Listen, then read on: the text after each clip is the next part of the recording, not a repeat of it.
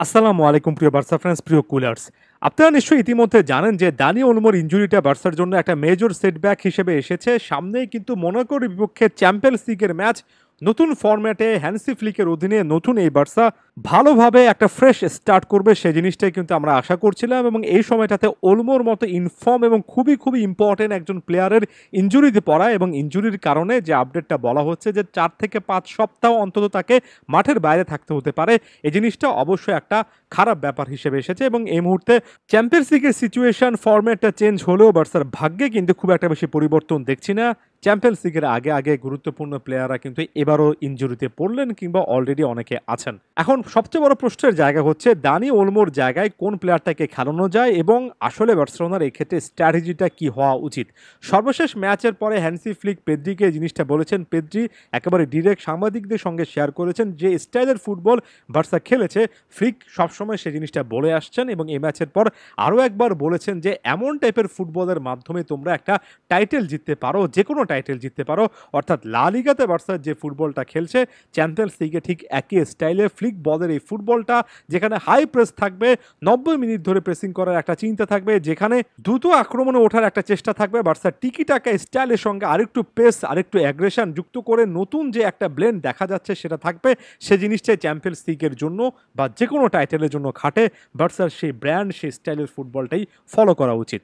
কথা হচ্ছে চ্যাম্পিয়ন্স লিগের যখন সিচুয়েশনটা আরেকটু বেশি করে টাফ থাকে, যখন অনেক সময় নানা রকমের চিন্তা সমীকরণ মাথার মধ্যে থাকে, তেমন চাপের সিচুয়েশনে বার্সেলোনা আসলে সেই একই রকমের পারফরমেন্সটা ইন্টেন্সিটিটা ধরে রাখতে পারবে কিনা সেটার উত্তর আমরা সামনেই পাবো। আরও একবার প্রথম সেই টপিকটাতে চলে আসি। দানি ওলমোর পরিবর্তে এই মুহূর্তে তাতে আসলে কাকে চিন্তা করতে পারেন হ্যান্সি ফ্লিক? অনেকের নাম আসছে, যেমন ফেররান তোরেস একটা অপশন হতে পারেন, সেই জিনিসটার কথা বলা হচ্ছে। আনসু ফাতিকে ঘিরে বড় রকমের আলোচনা কিন্তু ফ্লিক অনেক দিন ধরে নিজেই তৈরি করে রেখেছেন।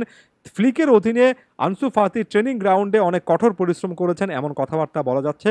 বার্সার নাম্বার 10 জার্সিটা এখনও যার কাছে আছে, যে নাম্বার 10 জার্সিটা একটা সময় লিও মেসি পড়তেন, সে জার্সিটা এখনও যেহেতু ফাতির কাছে আছে, ফাতির এই সময়টাতে যদি একটা 15-20 মিনিটেরও সুযোগ আসে, ফাতির সেই জিনিসটা একেবারে সাদরে গ্রহণ করা উচিত। সত্যিকার অর্থে প্রমাণ করা উচিত যে এখনও তিনি ফুরিয়ে যাননি। তবে দানি ওলমোর একেবারে ডিরেক্ট রিপ্লেসমেন্ট একেবারে সেন্টার অ্যাটাকিং মিডফিল্ডে খেলতে হবে, ব্যাপারটা আমি এই জিনিসটার আকারে বলছি না। রাফিনা সেই পজিশনে যে খেলতে পারেন, একাধিক ম্যাচে আমরা দেখেছি, এর আগের অনেকগুলো ম্যাচের ফরমেশনে আপনি কিন্তু রাফিনাকে সেন্টার অ্যাটাকিং মিডফিল্ডের সেই পজিশনটাতে পাবেন। যে অপশনটা সবসময় আছে সেটা হচ্ছে লেফট উইং পজিশনে ফেররান তোরেস, যিনি কিনা অনেকগুলো ম্যাচ স্টার্ট করেছেন, সেই পজিশনটাতে আনসু ফাতিকে স্টার্ট করা। তিনি একটা সময় বার্সার জার্সিতে লেফট উইং পজিশনেই অনেকগুলো ম্যাচ খেলেছেন, তাই সেই অপশনগুলো হিসেবে কিন্তু ফেররান তোরেস আনসু ফাতিরা আছেন। সিএএম বা অ্যাটাকিং সেন্টার অ্যাটাকিং মিডফিল্ডার 4-2-3-1-এর 3-এর মাঝখানে সেই পজিশনটাতে রাফিনা এখনও কিন্তু বেস্ট একটা সলিউশন হতেই পারে। ব্যাপারটা কিন্তু এখানে শেষ হচ্ছে না। ইনজুরিতে একের পর এক প্লেয়াররা পড়ছেন, সামনেও পড়বেন।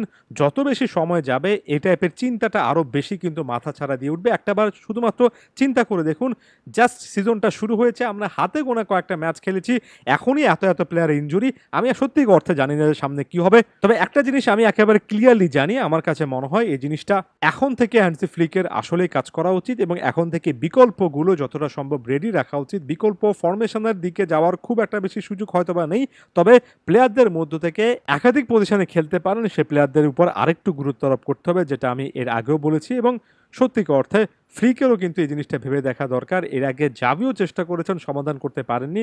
কেন বার্সা প্লেয়াররা এত ঘন ঘন ইনজুরিতে পড়ছেন? অন্যান্য ক্লাবের প্লেয়ারদের তুলনায় কি একটু বেশিই পড়ছেন? প্রশ্নটা আপনাদের সামনেও রেখে গেলাম, অবশ্যই উত্তর দেওয়ার চেষ্টা করবেন। ধন্যবাদ সবাইকে। আদিওস ভিস্কা এল বার্সা।